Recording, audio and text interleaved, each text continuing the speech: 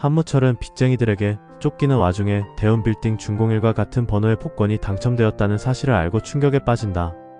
사무실에 돌아온 무철은 서랍을 뒤지며 복권을 찾아보지만 이미 대식에게 건넨 복권이기에 당연히 찾을 수 없었다.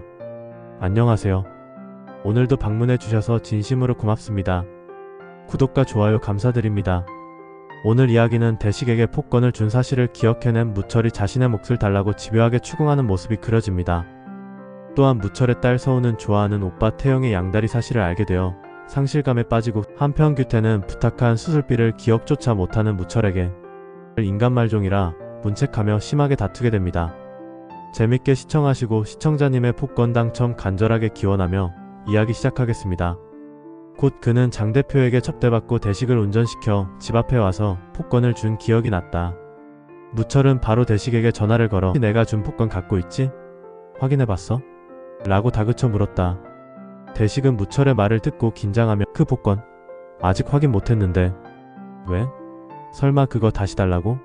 라고 대답했다. 무철은 아니 그냥 궁금해서. 혹시 당첨번호 확인해볼래? 라고 말한다. 대식은 무철의 의도를 눈치채고 전화를 끊은 후 해숙에게 무철이가 복권 얘기를 꺼냈어 라고 말한다. 해숙은 당황하며 뭐라고 했어요? 설마 당첨 사실을 알았나? 라고 묻는다. 대식은 아직 모르는 것 같은데 이상하게 물어보더라고라며 걱정스러운 표정을 짓는다.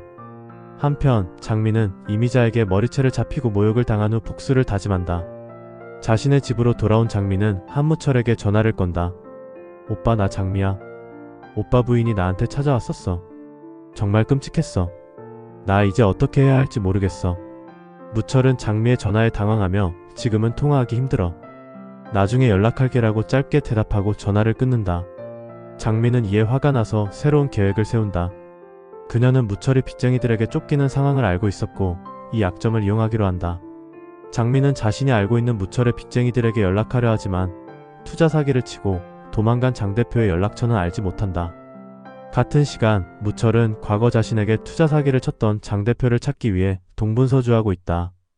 그는 자신이 지금 큰 돈이 필요하다는 사실과 장 대표가 가져간 돈을 되찾아야 한다는 생각에 사로잡혀 있다. 무철은 지인들에게 연락해 장 대표의 소재를 수소문한다. 김대식과 이해숙은 은행에 도착해 당첨금 수령 절차를 밟고 있다. 은행원은 축하드립니다. 세금 제외하고 약 240억 원 정도 입금될 예정입니다. 라고 말한다. 이 말을 들은 해숙의 눈에는 눈물이 고인다. 여보, 우리 이제 진짜 부자 되는 거야? 대식은 아직도 믿기지 않는다는 듯이 고개를 끄덕인다. 그때 대식의 휴대폰이 울린다. 발신자는 한무철이다. 대식은 전화를 받지 않고 해숙에게 보여준다. 무철이야. 어떡하지? 해숙은 받지 마세요. 우리 지금 은행 일 끝내고 바로 집에 가서 짐 싸요 라고 말한다. 한편 최규태는 무철에게 수술비를 빌리려고 찾아갔다. 무철아 돈 빌려준다는 거 생각 좀 해봤어? 이 말에 금시초문이라는 듯 무철이 눈을 크게 뜨고 대묻는다. 돈? 무슨 돈? 우리 민용이 수술비 5천만원 빌려줄지 생각해본다고 했잖아. 세차까지 해주며 비유 맞춰 어렵게 얘기한 말인데 기억조차 못하는 무철이 섭섭했지만 혹시 거절당할까봐 조심스럽게 다시 물었다. 무철은 나 돈 없어. 지금 나도 곤란한 일이 생겨서 더 어려워. 라며 아무렇지 않은 듯 사무실로 휙 들어가 버렸다. 이후 규태는 배신감을 느끼며 병원으로 돌아온다. 아들 최민용은 아빠 언제 수술해요? 라고 물어본다. 규태는 아들의 눈을 마주보지 못하고 응 내일 모레. 마음 편하게 하고 있어. 잘 될 거야. 라고 대답하고 민용이 손을 잡아주며 눈시울을 붉혔다. 다음날 아침 무철은 은행 앞에서 누군가를 기다리고 있다. 대식을 찾는 것이다. 그는 대식이 당첨금을 수령하러 은행에 올 것이라고 예상했기 때문이다. 그런데 규태가 나타났다.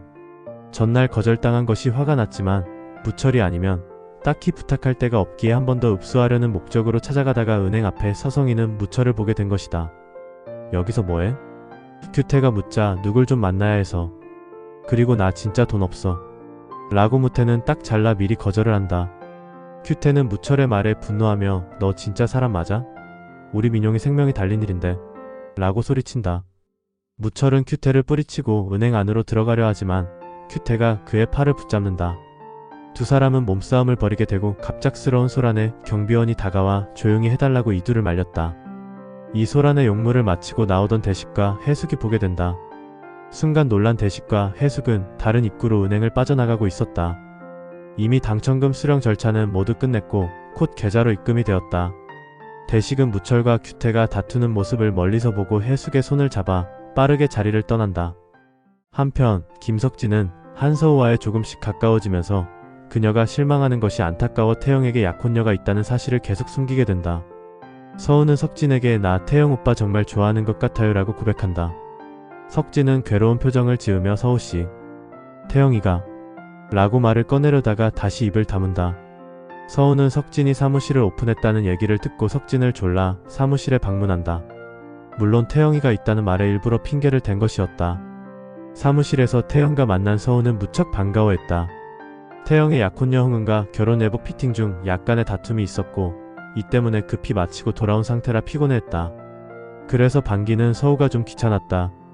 이때 홍은이 갑자기 들어온다. 태영과 불편하게 헤어진 게 마음에 걸려 석진 사무실로 간다는 말에 쫓아왔던 거였다. 석진씨 오랜만이에요. 제가 깜짝 방문했어요. 홍은의 등장에 태영과 석진은 당황하고 서우는 혼란스러워한다. 태영 오빠 이분은 누구세요? 태영은 말을 못하고 서있고 석진은 난처한 표정으로 침묵을 지켰다. 한편 대식과 해숙은 집으로 돌아와 짐을 싸기 시작한다. 해숙은 여보 우리 어디로 갈까요? 강남에 아파트 살까? 아니면 제주도에 별장 살까? 라고 들뜬 목소리로 물어본다. 대식은 그렇게 서두르지 마. 우선 조용히 지내다가 나중에 결정하자라고 말한다. 그때 갑자기 현관문을 두드리는 소리가 들린다. 문을 열어보니 한무철이 서있다. 대식아 잠깐 얘기 좀 하자. 대식은 당황하며 해숙을 쳐다본다. 해숙은 들어오지 마세요. 우리 지금 바빠요 라고 말하지만 무철은 강제로 문을 밀고 들어온다. 내가 준 복권 당첨됐지? 350억이라면서? 무철의 직설적인 질문에 대식과 해숙은 말을 잇지 못한다. 무철은 계속해서 말한다. 그 복권은 원래 내 것이었어. 실수로 너한테 준 거였어. 제발 돌려줘. 대식은 무철의 말에 무슨 소리야? 내가 직접 나한테 준 건데 어떻게 실수라고 할 수 있어?